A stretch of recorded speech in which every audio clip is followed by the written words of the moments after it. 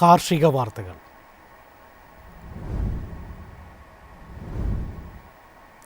Rubber കർഷകർക്ക് വീണ്ടും ആശ്വാസ വാർത്ത. ആഭ്യന്തര റബ്ബർ വില വീണ്ടും ചരിത്രത്തിലെ ഉയർന്ന നിലവാരത്തിലെത്തി. ആഭ്യന്തര റബ്ബർ വില വീണ്ടും എക്കാലത്തെയും ഉയർന്ന നിരക്കായ കിലോയ്ക്ക് 276 രൂപയിലെത്തി.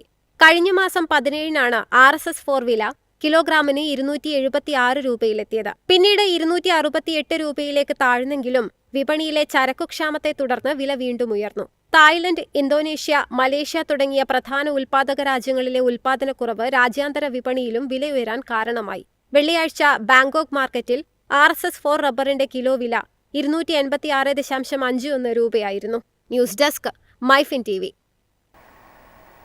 ഹൈറേഞ്ചിലെ കൊക്കോ കർഷകർ കടുത്ത പ്രതിസന്ധിയിൽ.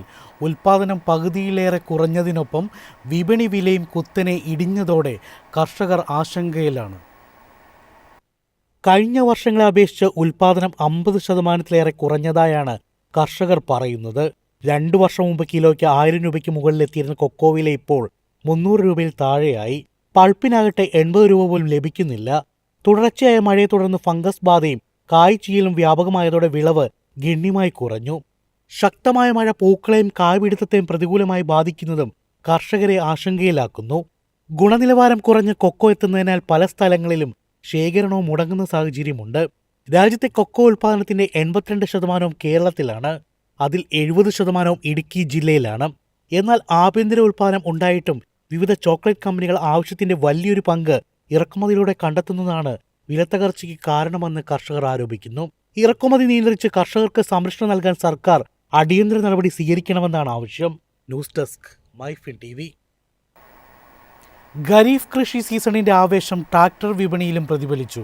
ജൂണിൽ രാജ്യത്തെ ട്രാക്ടർ വിൽപ്പന 1 ലക്ഷം യൂണിറ്റ് കടന്ന് റെക്കോർഡ് നേട്ടം കൈവരിച്ചു. ഖാരിഫ് കൃഷിയുടെ വിത്തിറക്കൽ സജീവമായതോടെ രാജ്യത്തെ ട്രാക്ടർ വിൽപ്പനയിൽ വൻ മുന്നേറ്റം. ഫെഡറേഷൻ ഓഫ് ഓട്ടോമൊബൈൽ ഡീലേഴ്സ് അസോസിയേഷന്റെ കണക്കുകൾ പ്രകാരം ജൂണിൽ ട്രാക്ടർ റീറ്റെയിൽ വിൽപ്പന 1,818 യൂണിറ്റിലെത്തി. കഴിഞ്ഞ വർഷം ഇതേ മാസത്തെ അപേക്ഷിച്ച് 25.3% വളർച്ചയാണിത്. സമയബന്ധിതമായ കാലവർഷം, ഖാരിഫ് കൃഷിയുടെ വ്യാപനം, ഗ്രാമീണ മേഖലയിൽ വർദ്ധിച്ച ആത്മവിശ്വാസം എന്നിവയാണ് വിൽപ്പന ഉയരാൻ പ്രധാന കാരണങ്ങൾ. കാർഷിക യന്ത്രവൽക്കരണത്തിലേക്കുള്ള കർഷകരുടെ നീക്കവും വിപണിക്ക് കരുത്തേകുന്നു. വരും മാസങ്ങളിലും മഴ അനുകൂലമായി തുടരുകയാണെങ്കിൽ ട്രാക്ടർ വിൽപ്പനയിൽ കൂടുതൽ വളർച്ച പ്രതീക്ഷിക്കാമെന്നാണ് വിപണി വിലയിരുത്തൽ. News desk, Myfin TV. എളുപ്പത്തിൽ സമ്പാദ്യം വളർത്താം. ഇന്ന് തന്നെ മൈഫിൻ TV ആപ്പ് ഡൗൺലോഡ് ചെയ്യൂ.